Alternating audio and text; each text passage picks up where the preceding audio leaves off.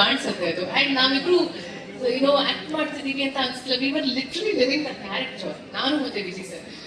First initially ಅದು ಸ್ವಲ್ಪ ಹೆಂಗ್ ಮಾಡ್ಬೋದು ಅಂತ ಇಬ್ರು ಪ್ಲಾನ್ ಮಾಡಿದ್ವಿ. ಆಮೇಲೆ ಭೂಷಣ್ ಮಾಸ್ತರ್ ನಾವು ಇಷ್ಟು ಜನ ಸೇರ್ಕೊಂಡು 5 ಜನನು ಎಷ್ಟು ಚೆನ್ನಾಗಿ ನಮ್ಗೆ ಆ ಕೆಮಿಸ್ಟ್ರಿ ವರ್ಕ್ ಆಯ್ತು ಅಂದ್ರೆ ಇದು ಇಡೀ ಸಿನಿಮಾದಲ್ಲಿ ನಾವು ಟ್ರಾವೆಲ್ ಮಾಡಿದ್ವಿ. ಈ ಹಾಡಲ್ಲಿ ಇರುವಂತ ಕೆಮಿಸ್ಟ್ರಿ ಇಟ್ಸ್ ಬಿಯಾಂಡ್ ಇಮ್ಯಾಜಿನೇಷನ್ ಅಂತ ಹೇಳ್ಬೋದು.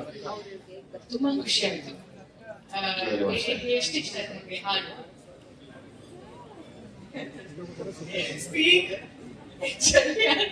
ಅಶೋಕ ಈಗ ಹೇಳಕ್ಕಾಗತ್ತಪ್ಪ ಅಂದ್ರೆ ಇವೆಲ್ಲವೂ ತರಿಸೋದು ಇಷ್ಟ ಅಂದ್ರೆ ಅದನ್ನ ಎಕ್ಸ್ಪ್ಲೈನ್ ಮಾಡೋಕ್ಕಾಗಲ್ಲ. ಅದೇ ಖುಷಿ ಕೊಡ್ತೀನಿ, ಎಲ್ಲರ ಬಗ್ಗೆನೂ ಮಾತಾಡಬೇಕು, ನಮ್ದು ಅವಕಾಶ ಬರಲಿ. ಬಟ್ ನನ್ನ ಪ್ರಶ್ನೆ ಏನು ಗೊತ್ತಾ, ಹೆಂಗ ಅನ್ಸ್ತು ಸಂಗಣ?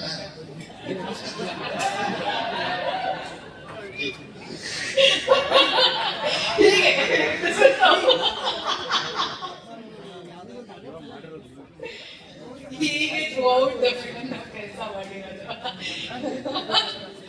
ಇವತ್ತು ಈ ಒಂದು ಸಲಿಗೆ ನನಗೆ ಅವರ ಒಂದು ಸಿನಿಮಾ ಪ್ರೊಡಕ್ಷನ್ ಅಲ್ಲಿ ನಾನು ಕೆಲಸ ಮಾಡಿದ್ದು ಜಾನಿ ಜೋನ್, ಇದು ಅವರ ನಿರ್ಮಾಣ. ಆ ಸಿನಿಮಾ ವಿಜಯ್ ಸರ್ ನಿರ್ಮಾಣ ಮಾಡಿರೋದು.